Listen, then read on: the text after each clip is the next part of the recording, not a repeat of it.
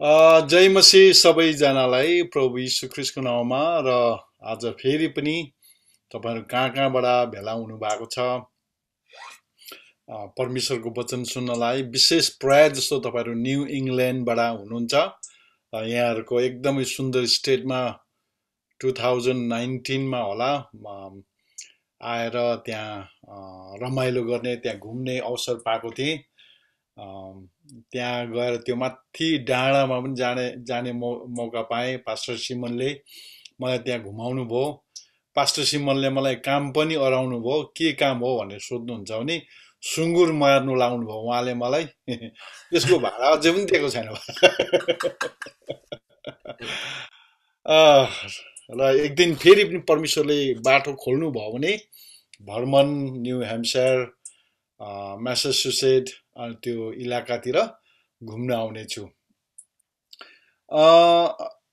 फेरि पनि मेरो परिचय तपाईहरुलाई दिइराख्नु त्यति आवश्यक छ जस्तो लाग्दैन र पनि मेरो नाम सिलास थापा म लरेन्सभिल जर्जिया जो चाहिँ एटलान्टाको अलिकति मास्तिर पर्छ त्यहाँ बस्छु म मेरो श्रीमती मेरो 4 भाइ छोराहरू छ 3 जना बुहारीहरू छ 2 जना नातिहरू एउटा नातिनी अनि एउटा चाहिँ नाति हो कि नातिनी हो बाटोमा आउँदैछ स्वागत गर्ने टाइम चाहिँ अब यो आउँदो नोभेम्बरमा हुन्छ र हामीले परमेश्वरको वचनमा जाँदाखेरि अघि बिहान हामीले एक दुईवटा कुरा सुन्यौं त्यो चाहिँ के थियो भनेदेखि स्थानीय मण्डली है म एकछिन तपाईहरुको यसो हात हल्लिएको देख्न चाहन्छु ल अघि बिहान तपाईले के कुरा सिक्नु भयो भनेदेखि यस्तो हात मिलाई हलाइदिनुस् न सबैजनाले कसले सिक्नु भयो स्थानीय मण्डलीको विषयमा हैन है अब म यहाँ सोध्दैछु तपाईहरुलाई एउटा दुईवटा प्रश्न स्थानीय मण्डली चाहिँ तपाई स्थानीय मण्डलीमा गएको कारणले गर्दाखेरि तपाई बेसी आशिषित हुँदो रहेछ कि मण्डली चाहिँ तपाईबाट आशिषित हुँदो रहेछ मण्डलीबाट चाहिँ तपाई चाहिँ आशिषित हुँदो रहेछ भने यो भनेर देखाउनुहोस् मण्डली बेसी आशिषित हुन्छ भने चाहिँ यो भनेर देखाइदिनुहोस् क्रुस देखाइदिनुहोस् त को बेसी आशिषित हुँदो रहेछ तपाई कि मण्डली म तपाई हो भने चाहिँ म भने यस्तो नाकमा औँला देखाइदिनुहोस् को बेसी आशिष हुने रहेछ बुझ्नु भएन क्या है कतिजना नाक देखाउनु हुँदैछ त हामी आशिषित हुन्छौं भनेर मैले अघि बिहान भन्दै थिएँ मण्डलीको बजार ठुलो छ है विश्वासीको मार्केट छ अहिले चाहिँ नि त्यसकारणले गर्दाखेरि विश्वासीहरूलाई पास्टरहरूले तानातान गरिराखेको हुन्छ त्यतिबेला चाहिँ विश्वासीहरूले भाव खोजिराखेको हुन्छ अनि भाव खोजेर चाहिँ कहिलेकाहीँ विश्वासीहरूले के सोच्ने गर्छ भन्दै चाहिँ त्यो मण्डली चाहिँ म जाँदाखेरि चाहिँ त्यो मण्डलीलाई फाइदा हुन्छ भन्नेतिर तर यदि हामीले परमेश्वरको वचनमा हेर्यौं भनेदेखि चाहिँ मण्डली तपाईबाट आशिषित के रे मण्डली चाहिँ तपाईबाट आशिषित हुनु भन्दा पनि बेसी चाहिँ तपाई चाहिँ मण्डलीद्वारा बेसी आशिषित हुनुहुन्छ भन्ने कुरालाई अघि बिहान हामीले हेर्दै थियौं र आज हामी त्यही सिलसिलामा यो दोबर आदरको योग्य कन्फरेन्स को त्यही सिलसिलामा त्यही सेम टपिकमा तर भिन्नै सब टपिकमा चाहिँ हामी जाने छौं त्यो चाहिँ के हो भन्दाखेरि चाहिँ मण्डलीमा अधिकार मण्डलीमा अधिकारी भन्नुको मतलब मण्डलीमा अधिकारी राख्नु भएको छ परमेश्वरले हो त्यो चाहिँ के हो भन्ने कुरालाई चाहिँ आज हामी हेर्ने छौं र सबैभन्दा पहिले हामी चाहिँ सुरु गर्ने छौं ल आजको बाइबलको पदहरू हामी पढ्ने छौं सबै मिलेर म तपाईहरुको माझमा दुईटा बाइबलको पदहरू दुई ठाउँको दुईटा खण्डलाई राख्न चाहन्छु पहिलो चाहिँ हामी पत्रुस 2 को 13 र 14 पद पढ्ने छौं अनि 17 र 18 पदलाई पनि हामी पढ्ने छौं यहाँ यसरी लेखिएको छ सबै मानिसहरूलाई आदर गर हामीले सबै मान्छेहरूलाई आदर गर्नुपर्छ भाइ बन्धुलाई प्रेम गर हाम्रो दाजुभाइ ओल्लो घर पल्लो घर छिमेकी सबैजनालाई हामीले प्रेम गर्नुपर्छ अनि परमेश्वरसँग डराओ परमेश्वरसँग पनि डराउनु पर्छ अब त्यहाँदेखि आउँदैछ राजाको आदर गर यदि त्यो देशमा राजा छ भने राजाको आदर गर। जुन देशमा राजा छैन, राष्ट्रपति छ, राष्ट्रपतिको आदर गर। जुन देशमा प्रधानमन्त्री छ, प्रधानमन्त्रीको आदर गर्नु। कमारा हो भन्नाले चाहिँ जतिजना अहिलेको जमानामा कमारा छैन, कमारा स्लेभरी हटेको छ, तर कमारा हो भन्नाले हामीले यहाँ के बुझ्न सक्छौँ चाहिँ एम्प्लोइजहरू, जति पनि कम्पनीमा काम गर्नेहरू सम्पूर्ण आदरपूर्वक आफ्ना मालिकहरूको अधीनमा बस। यो चाहिँ आफ्नो मालिकहरूको भन्नाले चाहिँ एम्प्लोइजहरू, आफ्नो बोसहरूको अधीनमा बस। तिमीहरूमाथि दयालु र भला हुनेहरूका अधीनमा मात्र होइन, तर निर्दयीहरूका अधीनमा पनि। कतिवटा एम्प्लोइजहरू, तपाईको बोस, तपाईको म्यानेजर, तपाईको सुपरभाइजर, तपाईको लाइन लिडरहरू तपाईलाई मन पर्ने होइन, तपाईलाई राम्रो गर्ने होइन, नराम्रो गर्नेहरू पनि होला, तर तिनीहरूको अधीनमा पनि बस्नु भनेर यहाँ पत्रुसले उसको पत्रीमा लेख्दैछ। प्रभुको खातिर मानिसको हरेक शासनको अधीनमा बस। कसको खातिर अरे? परमेश्वरको खातिर। परमेश्वरको खातिर चाहिँ मानिसहरूमा जे कुराको शासकहरू छ नि हाम्रो जीवनमा, उनीहरूको शासनहरू छ नि, उनीहरूको अधीनमा बस्नु। चाहे त्यो सर्वोच्च राजाको होस् अथवा हाकिमहरूको होस् है। हामी देशको, यसले चाहिँ हामीले के देखाउँदैछ भने चाहिँ देशको कानुन मान्नु भनेर, देशको कानुन अनुसारको जीवन बिताउनु भनेर चाहिँ त्यहाँ यो भनेको कुरा हामी यहाँ देख्छौँ। अब यो अधिकार चाहिँ के हो त? अधिकार भन्ने चाहिँ कहाँबाट आएको हो त? वास्तवमा स्वर्गीय राज्य चाहिँ के हो भने चाहिँ अधिकार हो। तपाईले सुरुदेखि नै तपाईले हेर्नुभयो भनेदेखि चाहिँ अधिकारको निम्ति ठुलो लडाईँ भएको छ। वास्तवमा आत्मिक लडाईँ चाहिँ कसरी भएको छ भने चाहिँ शैतान र परमेश्वरको बीचमा लडाईँ भएको। शैतान चाहिँ परमेश्वरको अधिकारलाई खोज्ने, परमेश्वरको अधीनमा नबस्ने, परमेश्वरको अधिकारलाई नमान्ने अनि परमेश्वरको विरोधमा विद्रोह गरेर चाहिँ शैतान, लुसिफर चाहिँ शैतान भएर गयो। अनि त्यहाँदेखि पछि हेर्दाखेरि परमेश्वरले पृथ्वीको समस्त अधिकार, पृथ्वीलाई बसमा पार्ने, यस पृथ्वीमा भएको हरेक जीव जन्तुलाई, घस्रने जन्तुलाई, पालिने पशु, वनको पशु, सबै पशु प्राणीमाथि चाहिँ अधिकार गर्ने परमेश्वरले मानिसलाई दिनुभएको थियो। तर हामी उत्पत्ति 3 अध्यायमा पुग्दाखेरि हामी के पाउँछौँ भने चाहिँ एउटा दुःखलाग्दो घटना घटेको छ, जुन घटनामा चाहिँ ती सबै अधिकार चाहिँ शैतानले चाहिँ मानिसको हातबाट चोरेर लगेको कुरा हामी त्यहाँ देख्छौँ। एउटा अधिकार गुमाएको कुरा हामी देख्छौँ। र अधिकारलाई हामीले राम्रो प्रकारले हेर्यौं भनेदेखि चाहिँ यो एकदमै शक्तिशाली छ। आज अघि बिहान मैले भन्दै थिएँ, संसारले परमेश्वरलाई देख्नु हो भनेदेखि संसारले चाहिँ परमेश्वरलाई चाहिँ मण्डली भित्र देख्नु पर्छ। संसारले चाहिँ परमेश्वर कस्तो छ भनेर उनीहरूको दिमागमा चित्र चाहिँ कसरी बनाउँछ भनेदेखि चाहिँ मण्डलीलाई हेरेर। यदि मण्डली कमजोर छ भनेदेखि संसारको मानिसहरूले परमेश्वरलाई पनि कमजोरी देख्छ। मण्डली चाहिँ एउटा एकदमै शक्तिशाली, पावरफुल हुनुपर्ने हो। तर अब यो कसरी पावरफुल र शक्तिशाली हुन्छ भनेदेखि चाहिँ जब मण्डलीले चाहिँ अधिकारको अर्थलाई राम्ररी बुझेर आफ्नो अधिकारलाई चाहिँ मण्डलीमा प्रयोग गर्छ नि, त्यो भन्दा शक्तिशाली कुरा अरु संसारमा केही पनि हुँदैन। अधिकारको रूपमा, अधिकार भनेको चाहिँ एउटा सानो उदाहरण म तपाईलाई दिन चाहन्छु। अधिकार भनेको चाहिँ कस्तो हो भने चाहिँ त्यो अधिकारको विरोधमा चाहिँ कोही पनि जानु सक्दैन। त्यो अधिकार भनेको चाहिँ यस्तो हो, उदाहरणको लागि तपाईले एउटा पुलिसम्यानलाई हेर्नु सक्नुहुन्छ है। पुलिसम्यान चाहिँ तपाईँ र म जस्तै अब यहाँको गोरे मान्छे भएकोले गर्दाखेरि हामीभन्दा अलिकति अल्गो होला, मभन्दा अलिक गोरे पनि होला, हेर्दा अलिकति ह्यान्डसम पनि होला है, अलिकति ठुलो पनि होला जिउ डालको, तर मभन्दा 1 फिट भन्दा बेसी चाहिँ कमै मात्रै हुन्छ।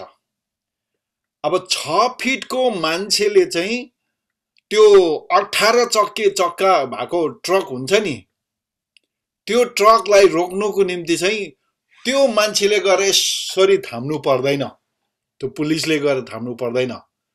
तर उसले के गर्छ, पछाडिबाट बत्ती झिलक्कै बालिदिन्छ, त्यो ब्लू लाइट चाहिँ के अरे यसरी चम्किएपछि चाहिँ त्यो 18 चक्के गाडी ठक्क अडिन्छ। अब म भन्नु हो भनेदेखि चाह्यो भनेदेखि त्यो ट्रकले त्यो पुलिसलाई चाहिँ काचा कुचुकदेखि लिएर अचार बनाउन सक्छ।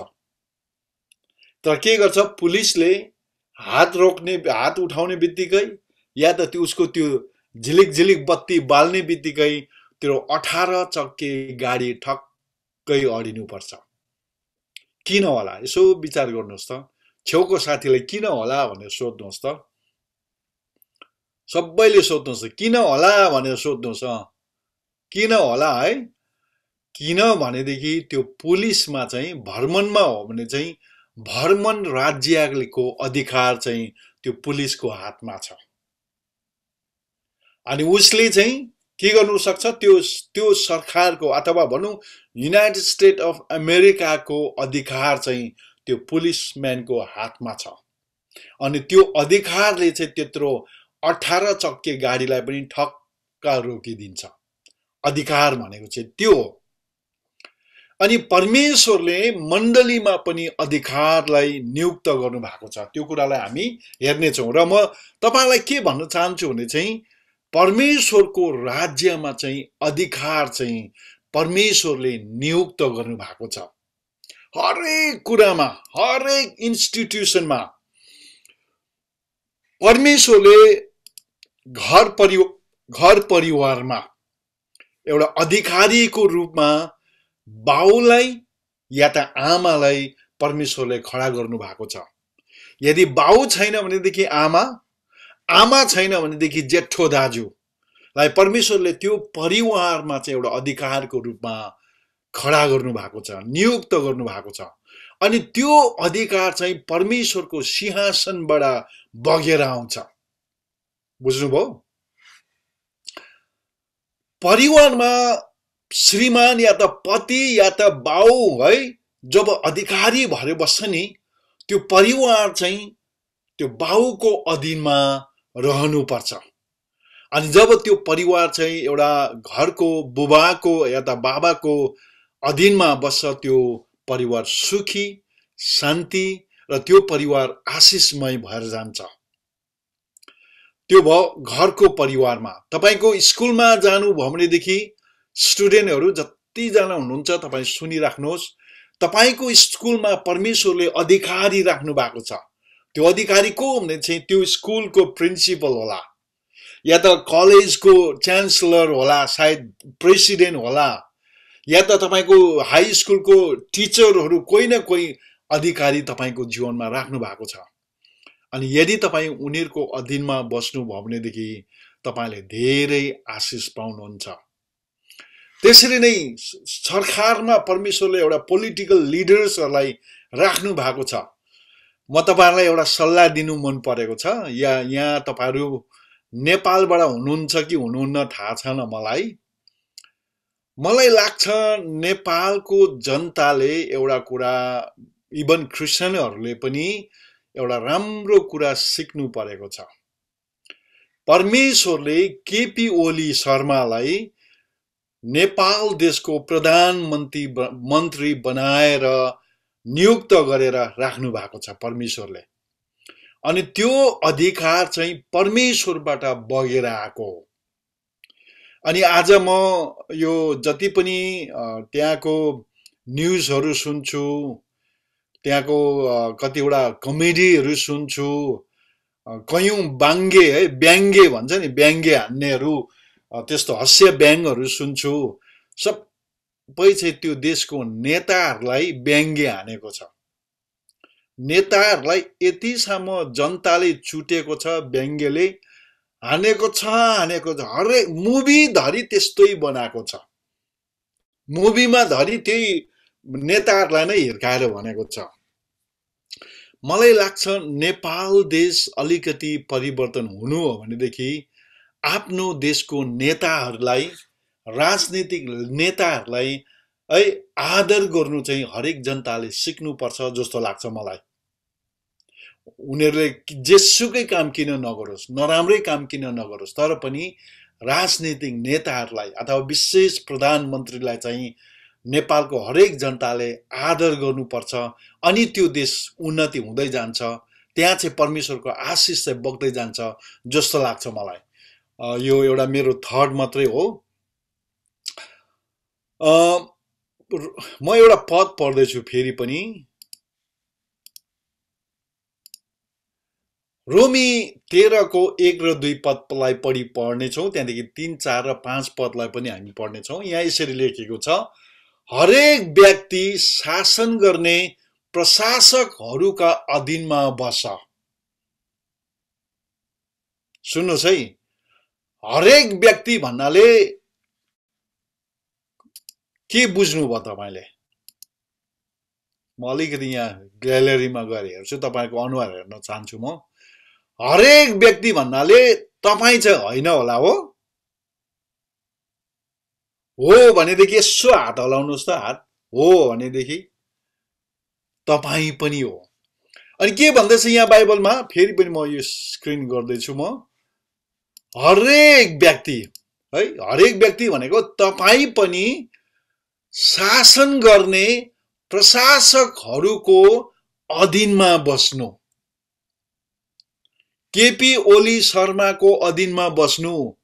तपाईहरु कोही यहाँ नेपालको हुनुहुन्छ भनेदेखि नेपालको साथीहरूलाई कल गरेर भन्नुहोस्, हामीले आजदेखि चाहिँ केपी ओली शर्माको ख्याल ठट्टा मौज मजा ठट्टा उडाउनु छोड्नुपर्छ भनेर तपाईको फेसबुक स्ट्याटसमा लगाइदिनुहोस्। सुन्नुहोस् नेपालको मान्छेहरूले, किन चाहिँ हामी प्रशासकहरूको अधीनमा बस्नु त? त्यसको अर्को स्टेटमेन्टमा यसरी भनेको छ, परमेश्वरबाट आएको अधिकार बाहेक अरु कुनै अधिकार हुँदैन। There is no other power except from God, or there is no any authority except from God. परमेश्वरको बाट मात्रै त्यो अधिकार आउँछ, अरु कतैबाट छैन। यहाँ भन्नु चाहेको, यसलाई अलिकति अर्को पाराले भन्नु हुने चाहिँ, हरेक अधिकार चाहिँ परमेश्वरबाट मात्रै आउँछ भन्नु चाहेको यो। अनि जुन प्रशासकहरू छन् ती परमेश्वरबाट नै नियुक्त भएका हुन्।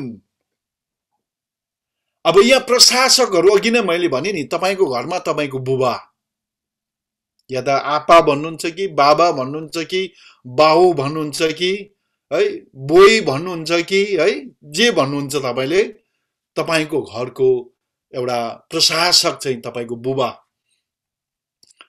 तपाईको स्कुलको प्रशासक तपाईको स्कुलको टिचरहरू, प्रिन्सिपलहरू। तपाई काममा जाँदाखेरि तपाईको प्रशासक चाहिँ तपाईको म्यानेजर, तपाईको सुपरभाइजर, तपाईको टिम लिडर, या त तपाईको ओनर, जुन कम्पनीको ओनर मालिक छ, उनीहरू तपाईको प्रशासक। उनीहरू सबै चाहिँ परमेश्वरबाट नै नियुक्त भएका हो। परमेश्वरले त्यहाँ नियुक्त गरेर राखेको हो। तपाईले हामी धेरै जनाले सोच्छौ नि, यो धनी हुँदै जान्छ, यो के भन्छ, यो समाजवादीले के भन्छ भने चाहिँ सामान्यवादी पनि भन्छ होला सायद कम्युनिजमलाई। उनीहरूले के भन्छ भने चाहिँ धनीले गरिबलाई लुट्यो भनेर भन्छ धेरैचोटि। तर वास्तवमा जब तपाई एउटा एम्प्लोयरकोमा गएर काम गर्नुहुन्छ नि, आज त्यो एम्प्लोयर छ र त तपाईको घरमा है चामल उसिनिँदैछ, तपाईको घरमा चोक्टा पाक्दैछ, हो कि हैन भन्नुस् त? तपाईको घरमा गुलियो चिनी लगाएको मह लगाएको चिया खानु पाइराखेको छ त्यो एम्प्लोयर्स नहुनु भनेदेखि के छ हुन्थ्यो होला हाम्रो हालत यसैले गर्दाखेरि हामी उनीहरुको अधीनमा बस्नु पर्यो यसकारण प्रशासकहरुका विरोधमा खडा हुनेले परमेश्वरबाट नियुक्त भएकाहरुको विरोध गर्छ र जसले विरोध गर्छन् तिनीहरुले दण्डको आज्ञा पाउने छन् अच्छा मैले यहाँ त देखाइने छ ल यहाँ अर्को ठाउँमा लेखेको छ सायद यो 2 पदमा होला यसकारण प्रशासकहरुका विरोधमा खडा हुनेले परमेश्वरबाट नियुक्त भएकाहरुको विरोध गर्दछ र जसले विरोध गर्दछन् तिनीहरुले दण्डको आज्ञा पाउने छन् जसले परमेश्वरले नियुक्त गरेको अधिकारीहरुको विरोधमा खडा हुन्छ तिनीहरुले के गर्छ रे परमेश्वरबाट नियुक्त भएका अथवा परमेश्वरको नै विरोध गरेको हुन्छ भनेको छ अनि यसलाई हामी मण्डलीमा पनि त्यही प्रयोग गर्न सक्छौं अहिले एकछिनमा हामी त्यो हेर्ने छौं यहाँ लेखिएको छ किनभने सुकर्मको निम्ति होइन तर कुकर्मको निम्ति प्रशासकहरुको डर मानिन्छ के तिमी प्रशासकको डरमा रहन चाहदैनौ त्यसो भए असल काम गरेर तिमीलाई तिनीबाट प्रशंसा मिल्नेछ किनकि तिम्रो भलाइको निम्ति तिनी परमेश्वरका सेवक हुन् तपाईलाई भलाइ गर्नुको निम्ति तपाईलाई सेवा पुर्याउनुको निम्ति परमेश्वरले तिनलाई चाहिँ एउटा सेवकको रूपमा राखेको छ तर यदि तिमी खराबी गर्छौ भन्ने त डर मान किनभने तिनले तरवार व्यर्थमा भिर्दैन खराब काम गर्नेमाथि परमेश्वरको दण्ड ल्याउने तिनी परमेश्वरका सेवक हुन् यसकारण परमेश्वरको दण्डबाट बाँच्नलाई मात्र होइन तर विवेकको निम्ति पनि तिमी तिनका अधीनमा रहनुपर्छ यहाँ प्रशासकको विषयमा हामीले हेर्दै छौं अनि यो प्रशासकहरुको अधीनमा बस्नु भनेर यहाँ चाहिँ पावलले चाहिँ जोड दिइराखेको छ रोमीहरूलाई पत्र लेख्दै गर्दाखेरि अनि हरेक अधिकार चाहिँ परमेश्वरको सिंहासनबाट चाहिँ निस्केर आउँछ भन्ने कुरालाई हामीले हेर्यौं चाहे त्यो सरकारी कार्यालयमा होस् चाहे तपाईको घरमा होस् चाहे त्यो मण्डलीमा होस् तपाईको घरमा तपाईको बाउ चाहिँ प्रशासक हो भने तपाईको काम गर्ने ठाउँमा तपाईको म्यानेजर चाहिँ तपाईको प्रशासक हो भने तपाईको स्कुलमा तपाईको टिचर चाहिँ तपाईको प्रशासक हो भने तपाईको सरकारी कार्यालयमा राजनीतिक नेता चाहिँ तपाईको प्रशासक हो भने मण्डलीको प्रशासक चाहिँ परमेश्वरले राख्नु भएको पास्टर हो बुझ्नुभयो अहिले एकछिनमा हामी हेर्ने छौं परमेश्वरले किन चाहिँ मण्डलीमा पास्टर राख्नुभयो परमेश्वरले किन चाहिँ मण्डलीमा पास्टर राख्नुभयो भन्ने कुरालाई हामी अहिले एकछिनमा हेर्ने छौं अब हामी यो अधिकारी भनेको चाहिँ बाइबलमा लेखे अघि हामीले सबैभन्दा पहिले नै पढ्यौं नि हैन रोमीको उसमा हरेक व्यक्ति चाहिँ शासन गर्ने प्रशासकहरुका अधीनमा बसोस् भनेर अब यो चाहिँ हामीले अघि नै भन्यो घरको बेग्लै प्रशासक के रे परिवारको बेग्लै प्रशासक कामको बेग्लै स्कुलको बेग्लै अनि सरकारी कार्यालयको बेग्लै तर आज हामी विशेष गरिकन विशेष चाहिँ कहाँको प्रशासकलाई हेर्ने छौं भनेदेखि चाहिँ स्थानीय मण्डलीको प्रशासकको विषयमा हामी अलिकति राम्रो प्रकारले हामी हेर्ने छौं अब त्यसलाई हामी अलिकति प्याराफ्रेज गरेर पढ्ने छौं ल रोमी 13 को 1 पदमा चाहिँ हरेक व्यक्ति चाहिँ मण्डलीमा शासन गर्ने है मण्डलीमा शासन गर्ने प्रशासकहरुको अधीनमा बसोस् अब त्यसलाई अझै सजिलो प्रकारले भन्नु हो भनेदेखि चाहिँ हरेक व्यक्ति भन्नाले के बुझिँदैछ सबै including you those who are listening to me तपाई जति जनाले मलाई सुन्नु हुँदैछ तपाई पनि त्यसमा तपाई पनि त्यसमा चाहिँ के हुनुहुन्छ, तपाईलाई पनि भन्दैछ त्यहाँ चाहिँ, यहाँ भनेछ हरेक व्यक्ति भनेछ, pastor Simon, pastor Nyama Sunita, सृष्टि, सालोम, त्यहाँदेखि अरू को छौ उहाँ है, युनाइटेड ग्रेस युनाइटेड चर्च देख्दैछु म यहाँ, कोही कुन चर्च मलाई थाहा भएन है। तपाईँ हरेक व्यक्ति चाहिँ के भन्दैछ, आफ्नो आफ्नो मण्डलीको पास्टर जसलाई परमेश्वरले उहाँको अधिकारीको रूपमा चाहिँ नियुक्त गर्नुभएको छ, उनीहरूको अधीनमा बसोस् भनेर बाइबलको वचनले भनेको छ। किनभनेदेखि चाहिँ मण्डलीमा चाहिँ परमेश्वरले नियुक्त गर्नुभएको अधिकार बाहेक अरू अधिकार नै हुँदैन। भन्नुको मतलब चाहिँ के हुने चाहिँ, परमेश्वरले चाहिँ पास्टरलाई चाहिँ मण्डलीमा चाहिँ त्यो मण्डलीमाथि हेरचाह गर्नलाई, त्यो मण्डलीमाथि चाहिँ शासन गर्नलाई, त्यो मण्डलीको एउटा शासक प्रशासक भएर चाहिँ परमेश्वरले त्यहाँ नियुक्त गरेर राख्नु भएको छ। किनभने तिनीहरू चाहिँ परमेश्वरले नै नियुक्त गरेर राख्नु भएको त्यो थुप्रो पदहरू छ, थुप्रो पदहरू छ परमेश्वरले कसरी नियुक्त गरेको छ भनेर चाहिँ हामी यहाँ नै यो अघि हामीले रोमीको 13 जो पढ्यो नि, यहाँ तपाईँले हेर्नु हो भनेदेखि त्यहाँ पाउनुहुन्छ कि दोस्रो स्टेटमेन्टमा परमेश्वरबाट आएको अधिकार बाहेक अरू कुनै अधिकार छैन, हुँदैन। परमेश्वरले चाहिँ त्यो अधिकारीलाई चाहिँ परमेश्वरले मण्डलीमा नियुक्त गर्नु भएको हो। अनि अझै त्यहाँबाट हेर्यो भने जुन प्रशासकहरू छन् ती परमेश्वरबाट नै नियुक्त भएका हुन्। यो चाहिँ परमेश्वरले नै नियुक्त गरेको हो। अहिले एकछिनमा सायद हामी हेर्छौँ कि हेर्दैन, यहाँ मलाई थाहा भएन, तर तपाईले प्रेरित 20 अध्यायमा जानुभयो भनेदेखि पनि त्यहाँ तपाईले 28 पदतिर तपाईले पाउनुहुन्छ कि परमेश्वरले चाहिँ धर्मगुरुहरूलाई अथवा एल्डरहरूलाई चाहिँ मण्डलीको देखभाल गर्नलाई परमेश्वरले मण्डलीमा पास्टरहरूलाई नियुक्त गर्नु भएको छ। परमेश्वरले नियुक्त गरेर राख्नु भएको छ। अनि बाइबलमा लेखेको छ, अहिले भर्खरै हामीले पढ्यौं, हरेक व्यक्ति चाहिँ शासन गर्ने प्रशासकको अधीनमा रहनु भनेर। अब यो अधीनमा रहनु भनेको चाहिँ के हो त? छेउको साथीलाई यसो सोध्नुहोस्, अधीनमा रहनु भनेको के हो भनेर है।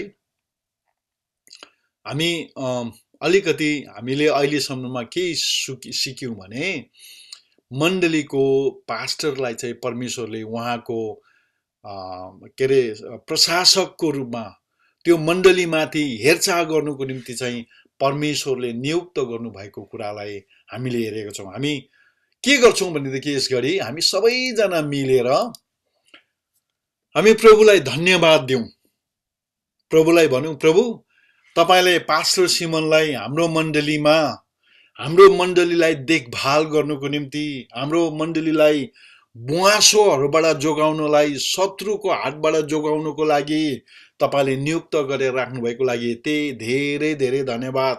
आज म पास्टर सिमोनकोमा या त तपाईले आफ्नो आफ्नो स्थानीय मण्डलीको पास्टरको नाम जसको नाम छ उहाँहरुको नामलाई लिएर फलाना पास्टरलाई तपाईले मेरो मण्डलीमा मेरो जीवनको एउटा अधिकारी हुनलाई, प्रशासक हुनलाई तपाईले नियुक्त गर्नुभयो, मेरो आत्मिक प्रशासक हुनुको निम्ति तपाईले नियुक्त गर्नुभयो, धन्यवाद प्रभु भनेर हामी सबै आँखा बन्द गरेर प्रार्थना गर्नेछौं। ल यसरी आउनुहोस् हामी सबैजना आँखा बन्द गरेर प्रार्थना गर्नेछौं एकछिन। Hallelujah, praise the Lord, praise the Lord. धन्यवाद छ प्रभु, धन्यवाद परमेश्वर पिता, हामी तपाईलाई धन्यवाद दिन्छौं। तपाईले मण्डलीमा तपाईले हाम्रो निम्ति, हामीलाई हेरचाह गर्नुको निम्ति, हामीलाई देखभाल गर्नुको निम्ति, हामीलाई पालन पोषण गर्नुको निम्ति, हामीलाई तपाईमा हुर्काउनु बढाउनुको निम्ति पास्टरलाई तपाईले नियुक्त गरेर राख्नुभयो, तपाईको अधिकारी बनाएर राख्नुभयो, तपाईको प्रतिनिधि बनाएर राख्नुभयो। प्रभु तपाईलाई धेरै धेरै धन्यवाद, धन्यवाद छ प्रभु तपाईको अनुग्रह र आशीषको लागि। ओ प्रभु तपाईले आफ्नो आफ्नो मण्डलीमा पास्टर दिनुभएको निम्ति धन्यवाद। तपाईले सेखायना मण्डली रिभाइबल चर्चमा तपाईले पास्टर सिमोनलाई नियुक्त गरेर राख्नुभयो। भर्मनमा भएको अरू ग्रेस युनाइटेड चर्चमा तपाईले एकजना पास्टरलाई नियुक्त गरेर राख्नुभएको छ। अनि अरू अरू पनि अगाब्बे चर्चमा तपाईले पास्टरलाई नियुक्त गरेर राख्नुभएको छ। प्रभु VCCमा तपाईले पास्टरलाई नियुक्त गरेर राख्नुभएको छ। सबै चर्चेसहरुमा तपाईले नियुक्त गरेर राख्नुभएको निम्ति धेरै धेरै धन्यवाद। उहाँहरूलाई प्रभु आफ्नो पास्टरको रूपमा ग्रहण गर्नुमा तपाईले सहायता गर्नुहोस्, मद्दत गर्नुहोस् येशूको नाममा। आमेन। हामी अझै बढ्दै जानेछौँ अगाडि। अधीनमा रहनु भनेको छ, त्यहाँ प्रशासकहरूको अधीनमा रहनु। यो अधीनमा रहनु, what is the meaning of submission? अधीनमा रहनु भनेको चाहिँ के हो त, है? के होला भनेर छेउको साथीले यसो कोट्याएर भन्नुहोस् न ल, अधीनमा रहनु भनेको के होला भन्नुहोस् न ल। मैले सुन्दिनँ तर तपाईको मुख चलेको देख्दैछु म, है। धेरै धेरै धन्यवाद। पास्टर सिमोन र पास्टर सिमोननी पनि निकै भर्खर बिहा गरेको जस्तो गरेर सोध गर्दैछ, है। उहाँहरूको लभ स्टोरी चाहिँ उहाँहरूले तपाईलाई सुनाएको छैन भने मलाई सोध्नुहोस्, उहाँ सबै थाहा छ मलाई उहाँहरूको लभ स्टोरी। ल यहाँ हामी अधीनताको विषयमा, अधीन भनेको चाहिँ के हो भनेर चाहिँ हामी अलिकति हेर्नेछौँ। अधीनताको अर्थ चाहिँ के हो भनेदेखि चाहिँ the act of accepting or yielding to higher authority, है। आफूभन्दा उच्च अधिकारीहरूलाई ग्रहण गर्नु या त उनीहरूले भनेको कुरालाई मानिलिनु, उनीहरूले भनेको कुरालाई पहिलो स्थान दिनुलाई चाहिँ अधिकार भनेर भनिन्छ। या त त्यो व्यक्तिको इच्छालाई पहिलो स्थान दिनु भनेको चाहिँ अधीनमा रहनु भनेको। अब त्यसलाई मेरो भाषामा भन्नु हो भने चाहिँ गाउँले एकदमै गाउँको भाषा बोल्नेले पनि बुझ्ने भाषामा भन्नु हो भने चाहिँ अधीनताको अर्थ चाहिँ के हो भनेदेखि चाहिँ मेरो तरिकाले होइन, मेरो पाराले होइन, या त मेरो इच्छा अनुसारले पनि होइन, तर जुन व्यक्तिको अधीनमा बसेको छु उसको तरिकाले, उसको पाराले अनि उसको इच्छा अनुसारले काम गर्नु हो। बुझ्नु भयो होला नि? अधीनमा बस्नु भनेको चाहिँ के हो भने चाहिँ साधारण एउटा, यहाँ म सबैलाई, यहाँ पास्टर सान हुनुहुन्छ कि हुनुहुन्न मलाई थाहा भएन, मैले यहाँ सबैले देख्न सकेको छुइनँ। पास्टर सिमोनकै कुरा ल्याउनु पर्यो म उदाहरण। पास्टर सिमोन चाहिँ उहाँको घरको head of the family, pastor सानो हुनुहुँदो रहेछ, उहाँको छोरी सानो छ अहिले, बरु पास्टर सिमोनकै उदाहरण राम्रो हुन्छ होला है। ल पास्टर सानो यसपालिको लागि माफ गरिदिनुहोस् अब ल, अर्को पालि तपाईलाई। पास्टर सिमोन त्यो घरको एउटा अधिकारी या त प्रशासक, परमेश्वरले चाहिँ उहाँलाई हेड अफ द फ्यामिली बनाएर राख्नु भएको छ। अनि हेड अफ द फ्यामिली बनाएर राखेको कारणले गर्दाखेरि पास्टर सिमोनले भन्नुभयो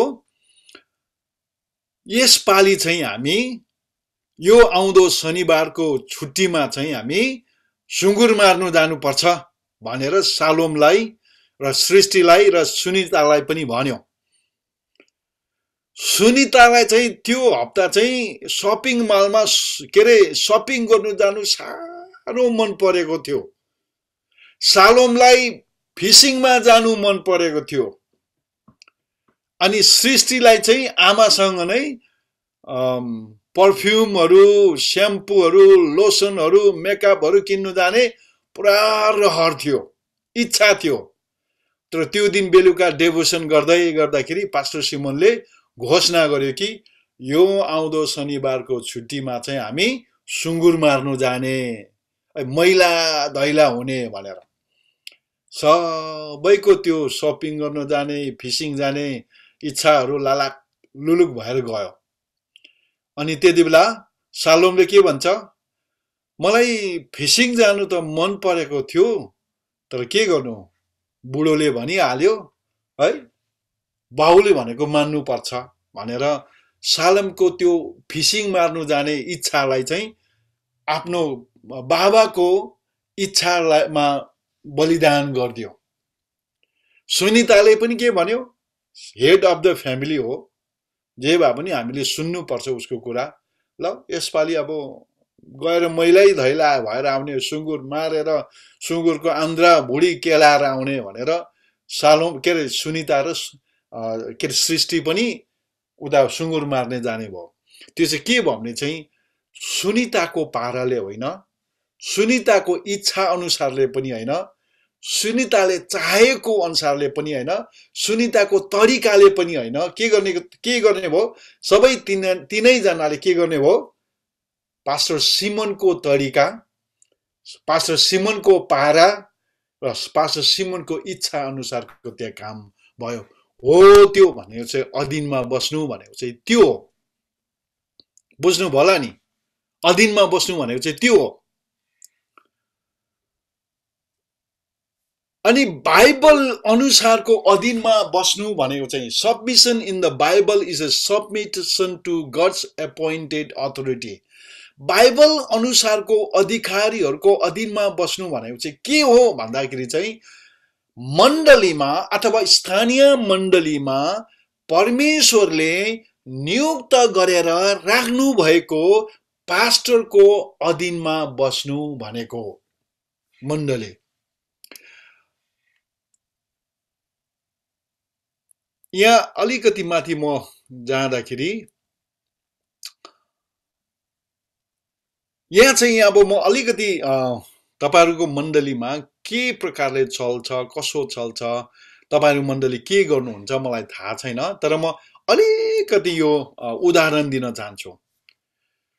कयौं मण्डलीहरुमा आज मेरो सर्वेक्षण अनुसारले चाहिँ 75% नेपाली मण्डलीहरुको मण्डली चाहिँ कसरी चल्छ भन्ने चाहिँ पास्टर चाहिँ एउटा थपनाको रूपमा, एउटा कर्मचारीको रूपमा, एउटा एम्प्लोयीको रूपमा मात्रै थप्छ।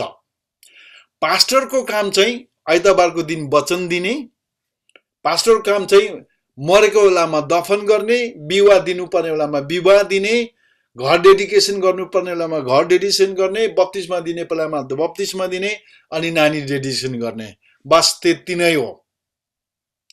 अनि पास्टरहरूले चाहिँ मण्डलीको पैसा कहाँ जाँदैछ, के हुँदैछ भनेर केही पनि थाहा हुँदैन, सबै कमिटीले चलाउँछ। अनि पास्टर के अरे मण्डलीमा सेवा कहिले सुरु गर्नुपर्ने हो, कुन मिसनलाई सहयोग गर्नुपर्ने हो, कुन परमेश्वरको दासलाई स्पिकर बनाएर ल्याउनु पर्ने हो, ती सबै चाहिँ कसले गर्छ, कमिटीले मिलेर गर्छ। कुरा एकदमै राम्रो म्यानेजमेन्ट हुन्छ त्यसरी, कमिटीले त्यसरी चलाएको मण्डलीमा एउटा म्यानेजमेन्ट चाहिँ राम्रो हुन्छ। तर आज म यहाँ म्यानेजमेन्टको कुरा गरेको छुइनँ, तर परमेश्वरको मण्डलीको विषयमा म कुरा गर्दैछु।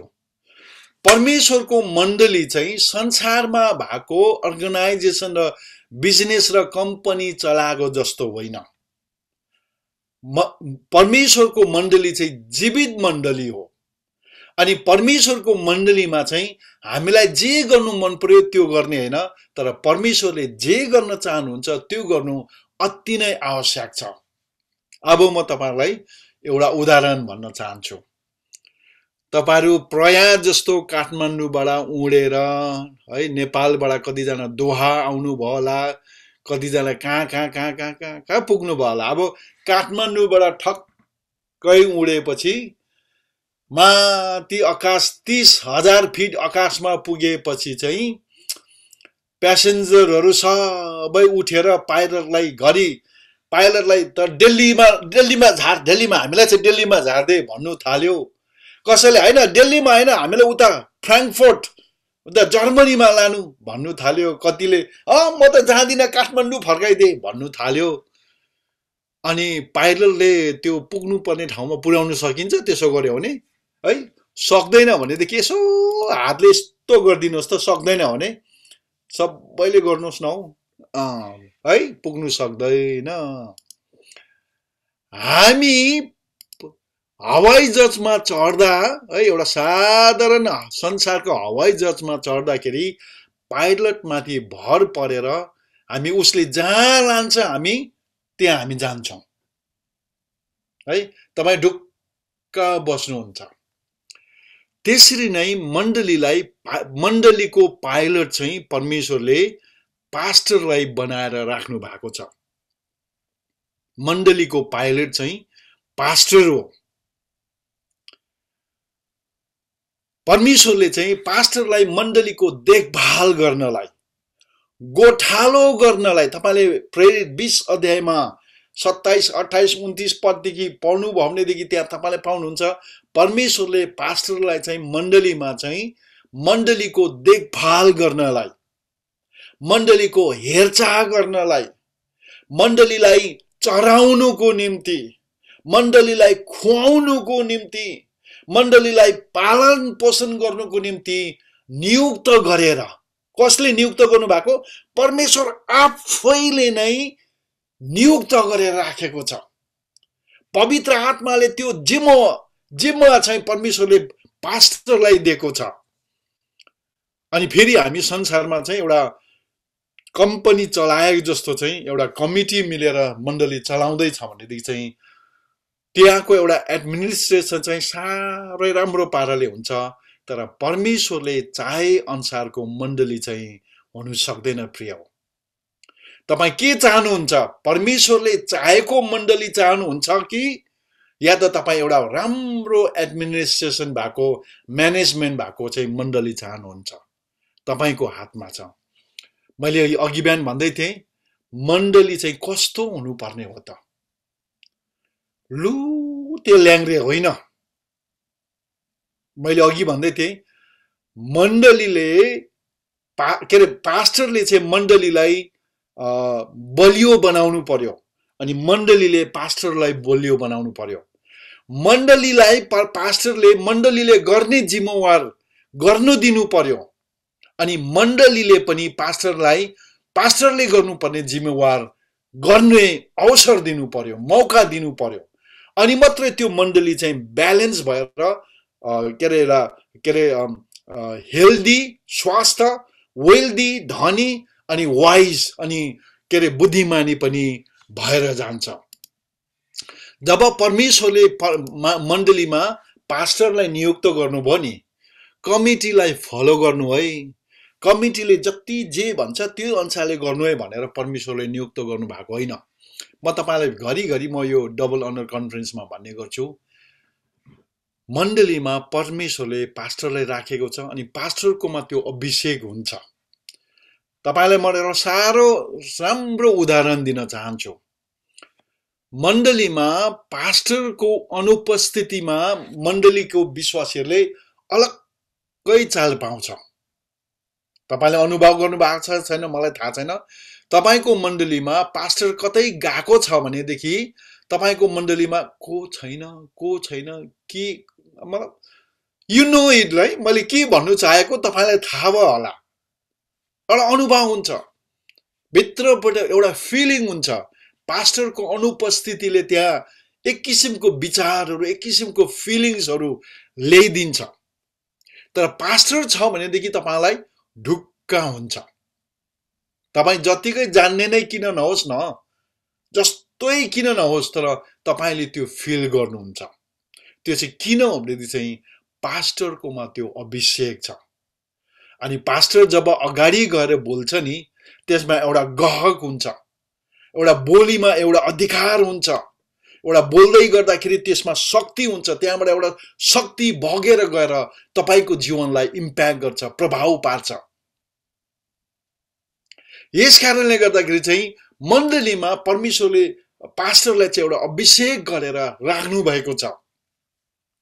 अनि परमेश्वरले त्यो नियुक्त गरेर राख्दै गर्दाखेरि चाहिँ तिमीहरूले चाहिँ कमिटीलाई फलो गर्नु है भनेर राखेको होइन। परमेश्वरले पास्टरलाई चाहिँ मण्डलीको निम्ति एउटा ब्लू प्रिन्ट दिनुहुन्छ। ब्लू प्रिन्ट भनेको एउटा म्याप, एउटा म्याप दिनुहुन्छ, एउटा जिपिएस दिनुहुन्छ। अब अहिले हाम्रो सजिलो भाषामा भन्नु हो भनेदेखि चाहिँ कता जानुपर्ने हो, कता टर्न गर्नुपर्ने हो, मण्डली कुन दिशातिर जानुपर्ने हो भनेर परमेश्वरले पास्टरलाई एउटा निर्देशन दिएको हुन्छ।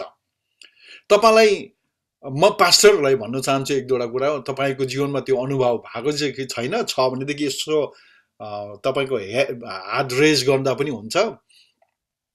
कहिलेकाहीँ झलस्सै परमेश्वरले केही विचारहरू एउटा विचारको रूपमा हामीलाई दिनुहुन्छ, एउटा पिक्चरको, हाम्रो मनको मनचित्रको रूपमा, एउटा है नक्साको फोटोको रूपमा हामी झलस्सै केही देख्छौँ मण्डलीको लागि।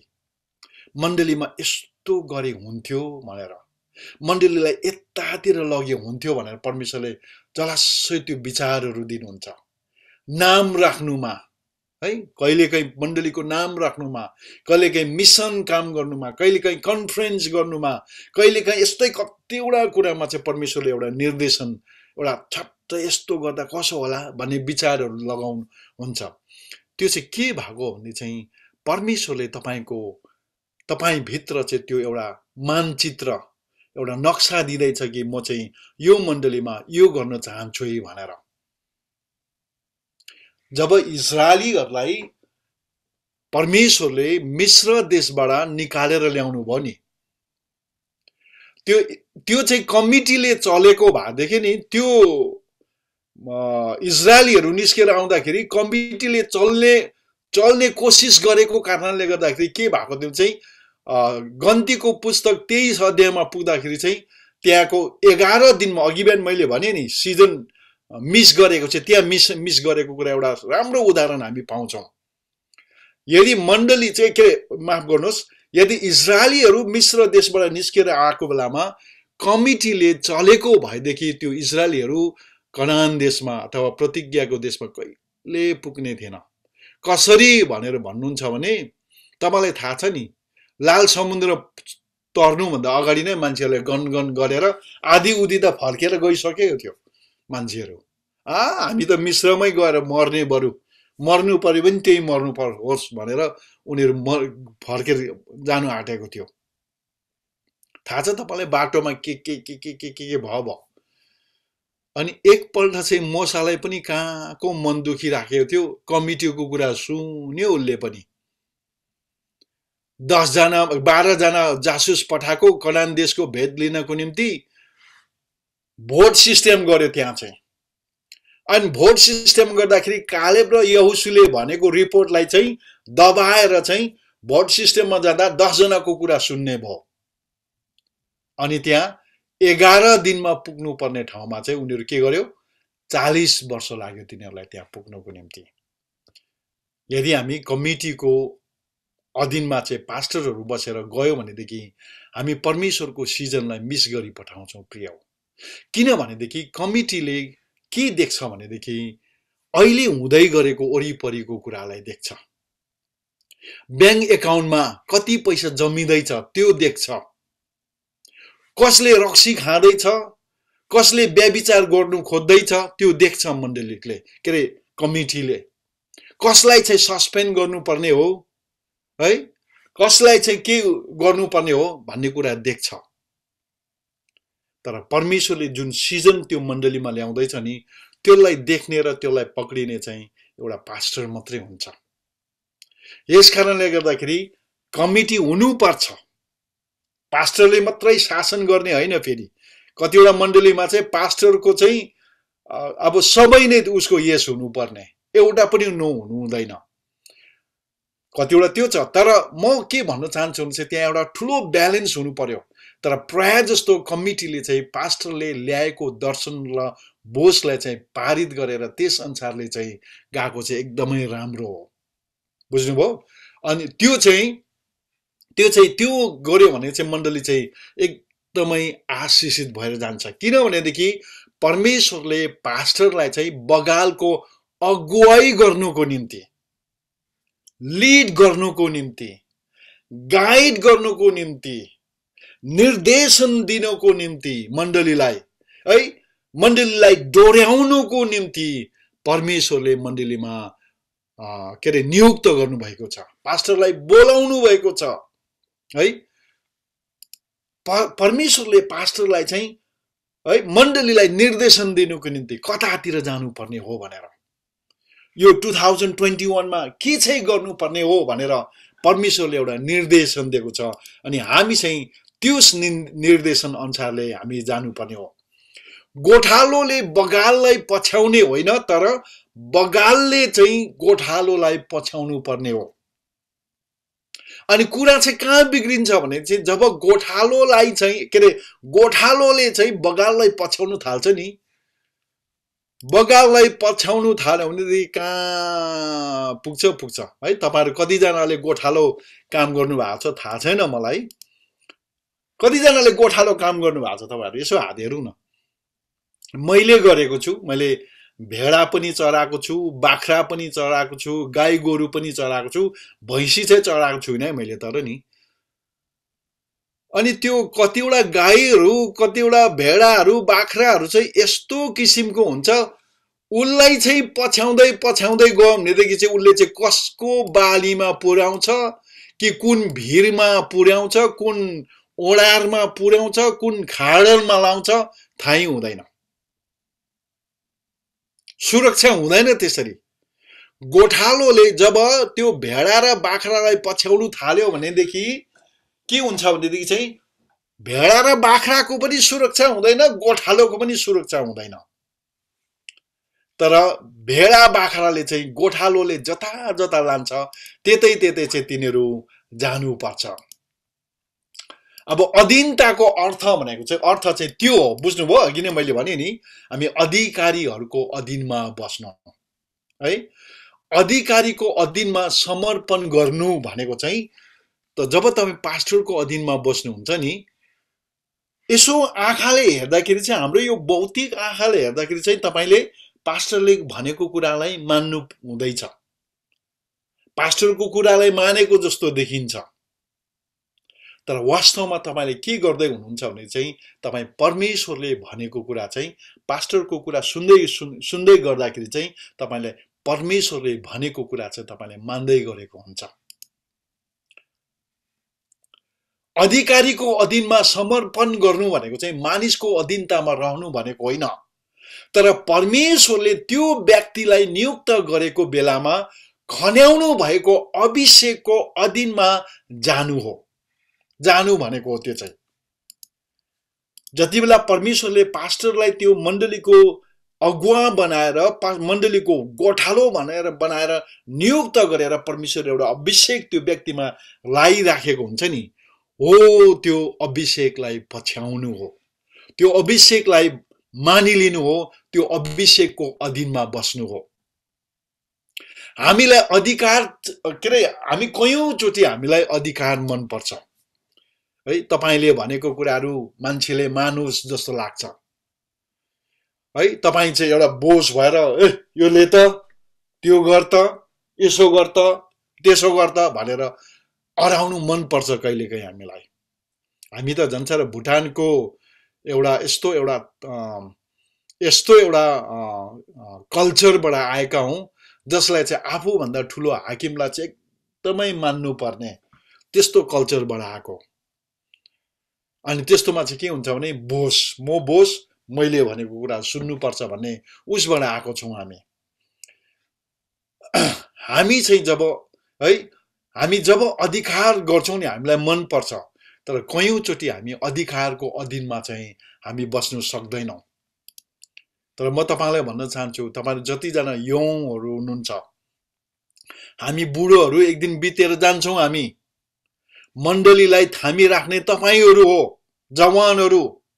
अहिले 16-17 वर्ष पुग्दै होला सायद कतिजना है। यहाँ जवान अघि वर्शिप गर्ने नानीहरूलाई देख्दै छु म, यौङ छ अहिले। सायद भविष्यमा मण्डलीको पास्टर तपाईहरु होला, भविष्यको पास्टरनियामा तपाई होला, मण्डलीको पास्टर तपाई होला।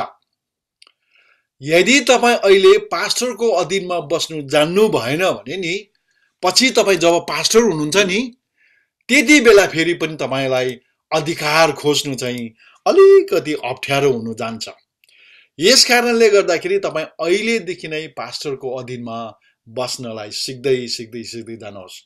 जब हामी परमेश्वरको प्रतिनिधि पास्टरको अधीनमा बस्छौं नि, तब हामी सिधै परमेश्वरको अधीनमा बसिराखेका हुन्छौं। परमेश्वरको अधीनमा हामी समर्पण गर्दै गरेका हुन्छौं। यदि हामी अधिकारीको अधीनमा बस्न चाहदैनौं भने परमेश्वरले हामीलाई पनि अधिकारको पद दिनलाई है उहाँलाई साह्रो पर्छ। उहाँले दिन सक्नुहुन्न। तपाईले जबरजस्ती सिंहासनमा बसेको जस्तो मात्र हुन्छ क्या। यसकारणले गर्दाखेरि हामी अहिलेदेखि नै हामी अधीनमा बस्नलाई सिक्नु पर्यो।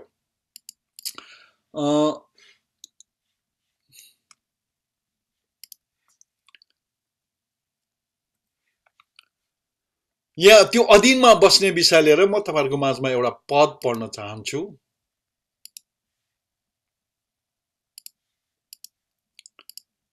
यहाँ पहिलो तिमोथी 3 अध्यायको 14 र 15 पदमा यसरी लेखिएको छ। तिमी कहाँ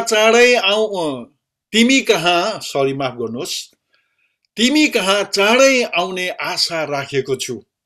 I am coming soon to you. अनि त्यहाँदेखि चाहिँ तर भनेको छ यहाँ। तर म यो तिमीलाई लेख्दछु कि ताकि म कतै ढिलाएँ भने पनि परमेश्वरको घराना जो जीवित परमेश्वरको मण्डली हो र सत्यको खाँबो र आड हो, त्यहाँ कहाँ मण्डलीमा कसरी चल्नु पर्छ सो तिमीले जानिराख।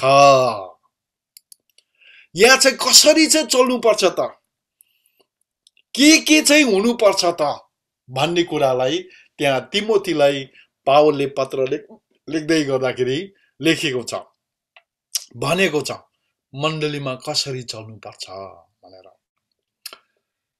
तपाईले यो पहिलो तिमोथी 3 अध्यायलाई पुरै पढ्नु भयो भनेदेखि त्यहाँ पावलले चाहिँ तिमोथीलाई यस्तो किसिमको इन्स्ट्रक्सन दिएर एउटा आज्ञा गरेर लेख्दैछ कि मण्डलीमा कसरी चल्नु पर्ने हो। विशेष गरिकन बिशपहरू कस्तो हुनुपर्छ, डिकनहरू कस्तो हुनुपर्छ है, दिदी बहिनीहरू कस्तो हुनुपर्छ, के गर्नुपर्छ भन्ने कुरालाई त्यहाँ इन्स्ट्रक्सन अथवा गाइड अथवा यो अर्थी दिँदै लगेको कुरा। अनि 13 र 14 पदमा के अरे 14 र 15 पदमा पुग्ने बेलामा चाहिँ फेरि पावलले भनेको छ तिमीहरूले परमेश्वरको घरानामा कसरी चल्नु पर्छ सो तिमीले जान। No it. इंग्लिशमा लेखेको छ, मेसेज बाइबलमा यसरी लेखेको छ, you will know how things ought to go in God's household. Amplified भर्जनमा लेखेको छ, in case I am delayed so that you will know how people ought to conduct themselves in the house of God. यदि म ढिलाए भनेदेखि पनि तिमीलाई यो जानिराख चाहिँ परमेश्वरको घरानामा अथवा परमेश्वरको परिवारमा, परमेश्वरको घरमा चाहिँ कुन प्रकारले मान्छेहरू चल्नु पर्ने हो त्यो जानिराख्नु भनेर त्यहाँ लेखेको छ है।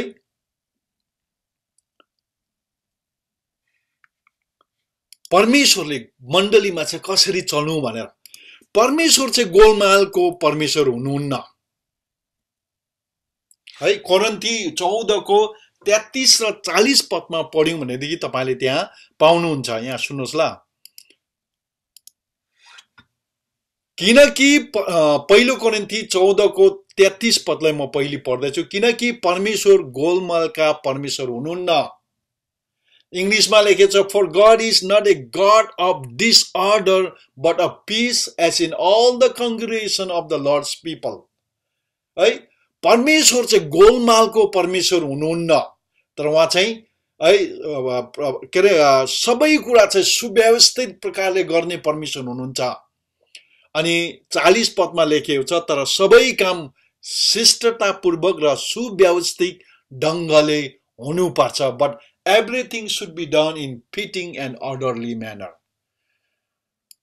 परमेश्वरले जे पनि गर्नुहुन्छ नि उहाँले यस्तो पर्फेक्टली गर्नुहुन्छ नि, यो सृष्टिलाई तपाईले हेर्नुभयो भनेदेखि तपाईले चाल पाउनुहुन्छ यो पृथ्वीलाई परमेश्वरले यति अचम्म प्रकारले बनाएको छ, यति अचम्म प्रकारले घाम पानी ठक्क अक्सिजन लेभलदेखि लिएर यहाँको तापक्रमदेखि लिएर यहाँको है बादल यो यति मजाले चलेको छ नि यो पृथ्वी कहीँ पनि खोड छैन यो पृथ्वी सृष्टिको यो सृष्टिले यति मजाले बनाएको छ भनेदेखि झन् उहाँको मण्डली चाहिँ कस्तो चाहिँ हुनुपर्ने होला लु यसो विचार गर्नुस् न तपाई आफै नै परमेश्वर चाहिँ गोलमालको परमेश्वर हुनुहुन्न उहाँ चाहिँ सबै काम चाहिँ शिष्टतापूर्वक सुव्यवस्थित प्रकारले चाहिँ उहाँले गर्नु चाहनुहुन्छ सबै कुरा ठक ठक ठक ठक ठक मिलाएर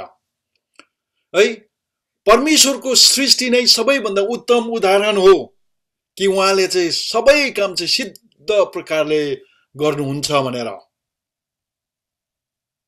भनेपछि उहाँले मण्डलीमा जान्छ कस्तो प्रकारले गर्नु चाहनुहुन्छ यसैले गर्दाखेरि परमेश्वरले मण्डलीमा है पास्टरलाई नियुक्त गरेर राख्नुभयो प्रेरितहरूलाई राख्नुभयो अगमवक्ताहरूलाई दिनुभयो है प्रचारकहरूलाई दिनुभयो पास्टरलाई शिक्षकलाई उहाँले मण्डलीमा नियुक्त गरेर राख्नुभयो एफिसी 4 को 11 पद अनुसार मण्डलीलाई दिनुभयो के को लागि मण्डलीलाई देखभाल गर्नुको निम्ति मण्डलीलाई हुर्काउनु बढाउनुको निम्ति त्यति मात्र हैन मण्डलीमा अरु काममा सहयोग गर्नुको निम्ति परमेश्वरले डिकनहरू दिनुभयो अहिलेको जमानामा भनेदेखि हाम्रो मण्डलीमा धेरै धेरै वर्शिप लिडर भयो आमा सेवक भयो युथ पास्टर भयो चिल्ड्रन पास्टर भयो त्यहाँदेखि म्युजिशियन भयो कति जना है किचनमा काम गर्ने त्यो परै छ यहाँ चाहिँ सबैजनाले आफ्नो आफ्नो दर्शन अनुसार आफ्नो आफूले पाएको वरदान अनुसारले चल्यो भनेदेखि चाहिँ त्यो मण्डली चाहिँ एकदमै शक्तिशाली र पावरफुल भएर जान्छ परमेश्वरले नियुक्त गर्नु भएको है उहाँको प्रतिनिधि पास्टर चाहिँ उहाँको प्रतिनिधि हो यो प्रतिनिधि भनेको चाहिँ के हो त परमेश्वरले चाहिँ मण्डलीमा चाहिँ उहाँको प्रतिनिधिहरू नियुक्त गरेर चुनेर एउटा अधिकारीको रूपमा चाहिँ राख्नु भएको छ परमेश्वरको अधिकारीकोहरूलाई चाहिँ अथवा प्रतिनिधि भनेको के हो त भन्दाखेरि चाहिँ कसैको पक्षमा भएर काम गर्नु या बोली दिनुलाई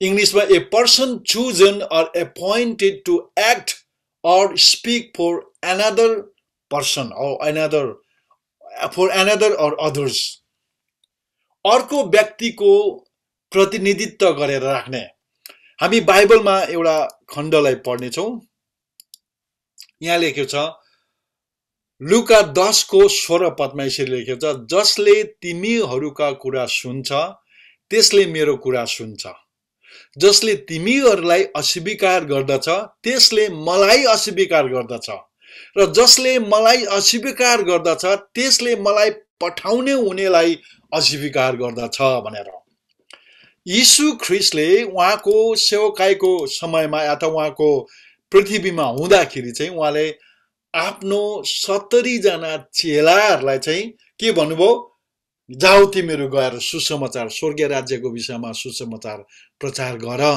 भनेर परमेश्वरले एउटा अधिकार दिएर चाहिँ उनीहरूको प्रभु यीशु ख्रीष्टको आफ्नो प्रतिनिधि बनाएर उनीहरूलाई पठायो परमेश्वरले उनीहरूलाई पठायो अनि प्रभु यीशु ख्रीष्टले के भन्नुहुँदैछ त्यतिबेला यदि ती मानिसहरूले तिमीहरूलाई ग्रहण गर्यो भनेदेखि मलाई नै गरेको बराबर यदि तिनीहरूले तिमीहरूलाई स्वीकार गरेन भने मलाई स्वीकार नगरेको बराबर तर यदि तिनीहरूले तिमीहरूको कुरा सुन्छ तिमीहरूले भनेको कुरा मान्छ के गरेको बराबर मैले नै भनेको कुरा मलाई नै मानेको बराबर भनेर चाहिँ प्रभु यीशु ख्रीष्टले भन्नुहुँदैछ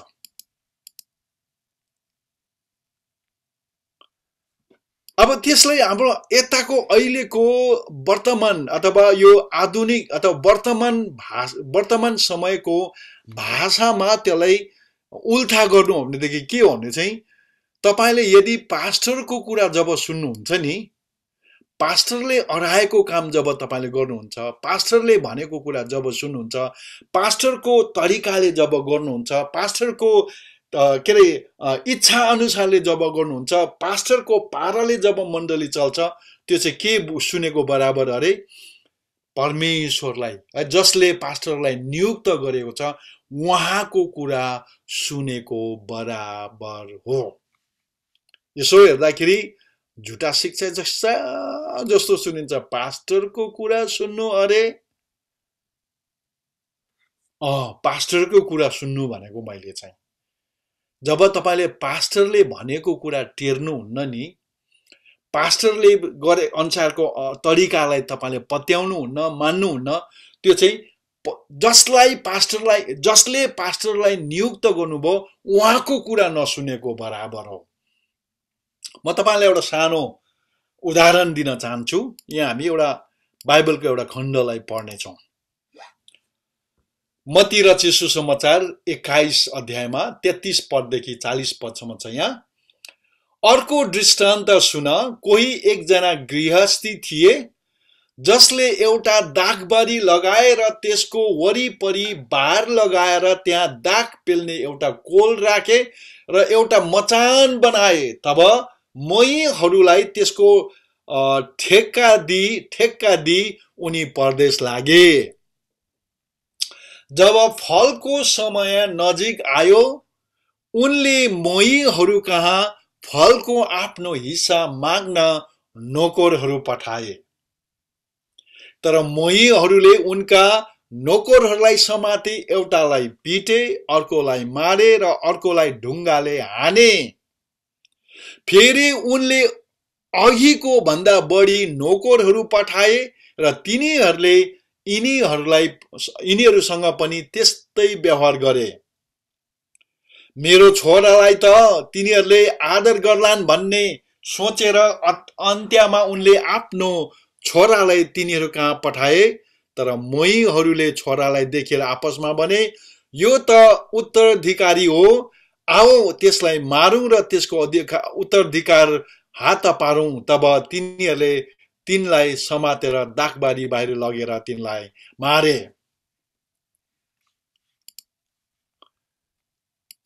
यी नोकरहरू यसो पढ्दाखेरि चाहिँ परमेश्वरको डर भय नराख्ने दुष्ट नोकरहरू जस्तो देखिन्छ। नोकरहरू, माफ गर्नुहोस्, आइएम सरी, मोहीहरू जसले त्यो दागबारीको हेरचाह गर्दैछ उनीहरू चाहिँ एउटा दुष्ट मानिसहरू जस्तो देखिन्छ। तर ती मानिसहरू साधारण मानिसहरू, तपाईँ र म जस्तै मानिसहरू थिए। उनीहरूकोमा जीवनमा गल्ती चाहिँ कहाँ भयो भनेदेखि चाहिँ उनीहरूले प्रतिनिधिमा भएको अधिकारलाई उनीहरूले बुझ्नु सकेन, जान्न सकेन। जब त्यो दागबारीको मालिकले नोकरहरूलाई चाहिँ त्यो उसको हिस्सा लिनको निम्ति पठाएको थियो नि, त्यो नोकरहरूमा चाहिँ त्यो मालिकले चाहिँ एउटा के मोहर भन्छ नि, के त्यो छाप, ताबा छाप लाएर चाहिँ तिनीहरूलाई पठाएको थियो अधिकार दिएर। I give you authority to raise the money from them. तिमीहरू चाहिँ त्यहाँ गएर चाहिँ त्यहाँबाट त्यो मोहीहरूबाट मेरो पाउनुपर्ने हिस्सालाई उठाएर ल्याउने अधिकार म तिमीहरूलाई दिँदैछु भनेर पठाएको थियो। तर ती मोहीहरूले चाहिँ के सोचे, यिनीहरू त नोकरहरू मात्रै हो, यिनीहरूले त हामीले जति पनि जान्दैन, यिनीहरू केही पनि हैन, यिनीहरूले केही पनि गर्नु सक्दैन भनेर तिनीहरूले सोचे।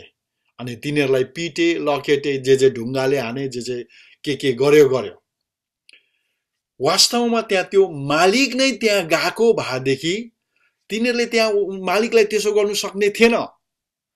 तर उनीहरूले यो कुरा बुझेन कि त्यो नोकरहरू आउँदाखेरि चाहिँ मालिकबाट अधिकार लिएर आएको छ। तर यस कारणले गर्दाखेरि चाहिँ त्यो चाहिँ मालिक आएको बराबर हो भनेर भन्ने कुरालाई चाहिँ तिनीहरूले बुझ्नु सकेन। प्रिय मित्र, एक समयमा म पनि त्यस्तै थिएँ। म कस्तो खालको व्यक्ति थिएँ भने चाहिँ परमेश्वरको नजरमा चाहिँ पास्टर चाहिँ ठुलो, म चाहिँ सानो होइन, हामी सबै बराबर हौं भनेर मैले सोच्थेँ। अनि कुरा ठिकै पनि हो। परमेश्वरको नजरमा पास्टरहरू चाहिँ एकदमै ठुलो, विश्वासीहरू सानो होइन, हामी सबै बराबर छौं। तर जब मण्डलीको काममा फंक्सन हुने कुरा आउँछ नि, मण्डली चल्ने कुरामा आउँछ नि, त्यहाँ चाहिँ आफ्नो आफ्नो जिम्मेवार छ। पास्टरको जिम्मेवार आफ्नै छ, विश्वासीको जिम्मेवार आफ्नै छ, वर्शिप लिडरको जिम्मेवार आफ्नै छ, चिल्ड्रन मिनिस्ट्रीको पास्टरको जीवन के अरे जिम्मेवार बेग्लै छ, है किचनमा काम गर्नेहरूको जिम्मेवार बेग्लै छ। परमेश्वरले हरेकलाई वरदान दिएर आफ्नो आफ्नो ठाउँमा राख्नु भएको छ अनि हाम्रो आफ्नो आफ्नो जिम्मेवार छ। तर पास्टरले गर्नुपर्ने जिम्मेवारमा चाहिँ पास्टरको जिम्मेवारले चाहिँ विश्वासीहरूले गएर जब पास्टरलाई यो गर्नु र त्यो गर्नु भन्नु थाल्छ नि, समस्या चाहिँ त्यहाँ हुन्छ। पास्टर चाहिँ मण्डलीलाई डोर्याउनुको निम्ति परमेश्वरको प्रतिनिधि हो। हामीले पास्टरको कुरा नसुनेको कारण चाहिँ यति नै हो कि त्यो प्रतिनिधिमा भएको अधिकार चाहिँ के हो भन्ने कुरा नबुझेर मात्रै हामीले पास्टरको कुराहरूले नसुनेको र मण्डलीमा समस्या आएको कारण चाहिँ त्यो हो। सुन्नुस् है, के अरे समस्या चाहिँ त्यहाँ हो। यदि ती मोहीहरूले त्यो नोकरहरूमा पनि त्यत्तिकै अधिकार छ जुन अधिकार चाहिँ मालिकमा थियो भनेर जानेको भएदेखि त्यो समस्या हुने थिएन। आज मण्डलीमा पनि परमेश्वरले पास्टरलाई नियुक्त गरेर राख्नु भएको छ। त्यो पास्टरमा भएको अभिषेकलाई हामीले आदर गर्नु सिक्यौं, त्यो पास्टरमा भएको बुलावटलाई हामीले आदर गर्नु सिक्यौं र पास्टरमा लगाइदिएको दर्शनलाई हामीले साथ दिन सिक्यौं भनेदेखि त्यो मण्डली चाहिँ शक्तिशाली हुँदै जान्छ, पावरफुल हुँदै जान्छ। मैले कयौं मण्डलीहरूमा देखेको छु, पास्टरले यति धेरै प्रार्थना गर्छ, वचन पढ्छ, अध्ययन गर्छ, भिजिटिङ दिन्छ, यति दुःख गर्छ, तर त्यो मण्डली कहिले बढ्दैन। किनभनेदेखि त्यहाँ कना छ। उनीहरूले चाहिँ के सोच्छ भने चाहिँ कि मण्डलीले चाहिँ पास्टरलाई उहाँको आफ्नो जिम्मेवार काम गर्नु कहिले पनि दिँदैन। बुझ्नुभयो? मेरोमा एकजना साथी हुनुहुन्छ, कहिलेकाहीँ म उहाँ आएर मलाई ट्याक्सहरू के अरे अफिसियल पेपर वर्क्सहरू गर्नु लाउनुहुन्छ। उहाँ आफै चाहिँ जान्नुहुन्न तर मलाई लाउनुहुन्छ। तर आएर मैले काम गर्ने बेलामा ऊ आफै सरेर कहाँ थिच्नुपर्ने, के गर्नुपर्ने सबै उहाँले गर्नु खोज्छ क्या। अनि त्यसो गर्दाखेरि चाहिँ गडबड भइपठाउँछ। आफ्नो आफ्नो जिम्मेवार आफैले गरौँ। आफैले गर्दाखेरि चाहिँ त्यहाँ त्यो हुन्छ के एकदमै राम्रो हुन्छ। हामी सबैजनाको बुलावट एकदमै छ, सबैजनाको बुलावट पाउनु भएको छ तपाईले। तपाईले बाइबलमा पढ्नु भनेदेखि हरेकको जीवनमा परमेश्वरको बुलावट छ। परमेश्वरले तपाईलाई त्यो उहाँको त्यो बुलावटलाई पूरा गर्नुको निम्ति उहाँले तपाई भित्र त्यो वरदान पनि दिनु भएको छ। उदाहरणको रूपमा म तपाईलाई भन्न चाहन्छु, सिलास थापाले गीत गाएको सुन्नु भएको छ छैन नि तपाईहरुले है? अनि हाम्रो इमानुएल इन्टरनेशनल चर्चमा आइतबारको दिन है पुरा 100-200 जना मान्छेहरु भेला हुन्छ। अनि त्यहाँ भेला भएको बेलामा चाहिँ वर्शिप चाहिँ म मण्डलीको पास्टर है, परमेश्वरले मलाई बोलाउनु भएको भनेर वर्शिप पनि म आफै लिड गर्छु भनेर म अगाडि गएर पुलपिटमा गएर वर्शिपको त्यो के अरे वर्शिप लिडरबाट चाहिँ माइक्रोफोन के अरे तानेर चाहिँ मैले गीत गाउनु थाल्यो भनेदेखि एक हप्ता त त्यो हप्ता त मान्छेहरु करले पनि बस्छ होला सायद, मेरो मलाई नराम्रो होस् के अरे मैले नराम्रो सोच्छ होला भनेर पनि बस्छ होला। तर यसो अर्को हप्ता त्यहाँदेखि अर्को हप्तादेखि तपाईले देख्नु थाल्नुहुन्छ मान्छेहरु घट्दै गर्दै गर्दै गएको।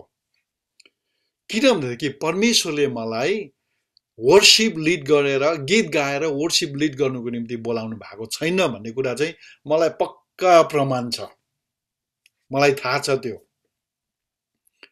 तर म बाठे भएर चाहिँ अर्काको जिम्मेवार है अर्कालाई परमेश्वरले बोलाएको ठाउँमा म गएर बाठे भयो भने चाहिँ के हुन्छ मण्डली चल्दैन त्यसरी त्यसरी नै फेरि वर्शिप लिडरले चाहिँ सिलास थापाको ठाउँमा आएर पास्टरको जिम्मेवार निभाउनु खोज्यो भने त्यहाँ पनि हुँदैन यसकारण मण्डलीमा चाहिँ आफ्नो आफ्नो ठाउँमा आफू चल्ने परमेश्वरले तपाईलाई जुन ठाउँमा बोलाउनु भएको छ त्यो उहाँको बुलावटलाई तपाईको जीवनमा पूरा गर्नको निम्ति तपाईलाई उहाँले सुसज्जित पनि बनाउनु भएको छ इक्विप गर्नु भएको छ त्यो वरदान दिनु भएको छ त्यो ट्यालेन्ट दिएको छ त्यो स्किल दिएको छ त्यसमा लागिरहनुहोस् तपाई अनि हामी सबैजनाकोमा वरदान छ हामी हरेककोमा परमेश्वरले हामीमा खटाउनु भएको छ यहाँ बाइबलमा एउटा पद यसरी लेखिएको छ म त्यहाँ स्क्रिनमा शेयर गर्दिन अहिले प्रभुले हरेकलाई जस्तो खटाउनु भएको छ र जस्तो स्थितिमा बोलाउनु भएको छ सोही बमोजिम त्यो हिँडोस् सबै मण्डलीहरूका निम्ति मेरो नियम यही हो पहिलो कोरिन्थी 7 को 17 पद इंग्लिशमा लेखिएको छ only as the Lord had distributed to each man as God had called each so let him walk जसरी परमेश्वरले बोलाएको छ त्यसमा हिँडोस् भनेर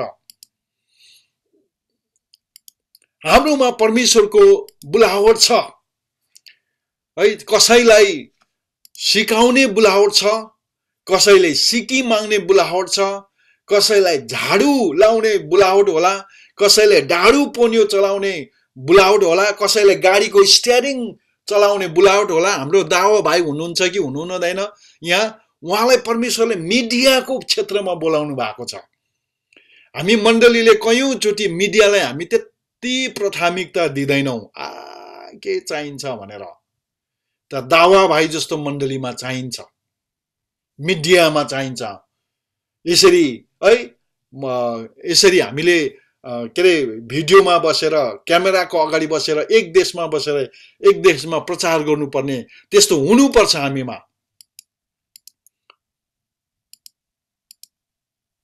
यसकारणले गर्दाखेरि मैले तपाईलाई अघि नै भनिसकेको छु कि हामी चाहिँ अधिकारीको अधीनमा बस्नु अनि अधिकारीको अधीनमा चाहिँ हामी कसरी बस्छौं भने चाहिँ हामीलाई मण्डलीमा पास्टरलाई जसरी नियुक्त गरेर राख्नु भएको छ पास्टरको अधीनमा बसेर हामी परमेश्वरको अधीनमा बस्छौं अधीनमा बस्न सक्छौं जब तपाई पास्टरको अधीनमा बस्दै गर्नुहुन्छ नि तपाई त्यतिबेला चाहिँ एउटा स्थानीय मण्डलीमा रोपिएर बसेको हुन्छ जब तपाई त्यो स्थानीय मण्डलीमा रोपिएर बस्नुहुन्छ तपाई ख्रीष्टमा रोपिएर बसेको हुन्छ तपाई ख्रीष्टसँग भएर बसेको हुन्छ अनि जब तपाई ख्रीष्टमा हुनुहुन्छ नि तपाईले धेरै फल फलाउन सक्नुहुन्छ तपाईको मिनिस्ट्री द्वारा तपाईको काम द्वारा तपाईले गरेको सेवकाई द्वारा चाहिँ धेरै मानिसहरुले आशिष पाउनेछन् जब तपाईको बुलावटमा तपाई बस्नुहुन्छ भनेदेखि बुझ्नु भयो होला नि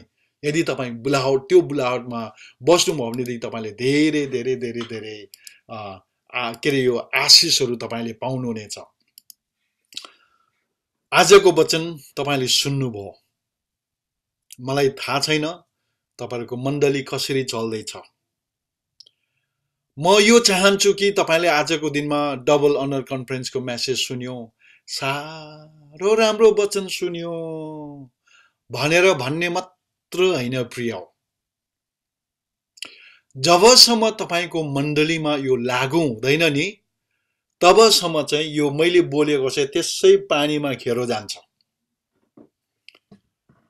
त्यसैले गर्दाखेरि हिजो बेलुका मात्रै म पास्टर डानियलसँग कुरा गर्दै थियौं कि हामीले यो डबल अनर पढायो सिकायो भने मात्रै त काम लाग्दैन यो त प्र्याक्टिकल विश्वासीहरुको जीवनमा हुनुपर्छ भनेर प्रिय मित्र तपाईको मण्डलीमा पास्टरहरुलाई म विशेष सल्लाह दिन चाहन्छु तपाईको मण्डलीमा सोध्दै गर्नुहोस् डबल अनरमा सिकेको कुरा तपाईको जीवनमा हुँदैछ कि छैन भनेर यदि अब पास्टरले नै सोध्नु अप्ठ्यारो लाग्यो भने तपाईहरु कतिजना एल्डरहरु होला यहाँ कोही लिडरहरु होला सेक्रेटरी होला कोही वर्शिप लिडर होला कमिटीको मेम्बर होला तपाईले छेउको साथीहरुलाई सोध्दै गर्नुहोस्, वरिपरिको इष्टमित्रलाई सोध्दै गर्नुहोस्।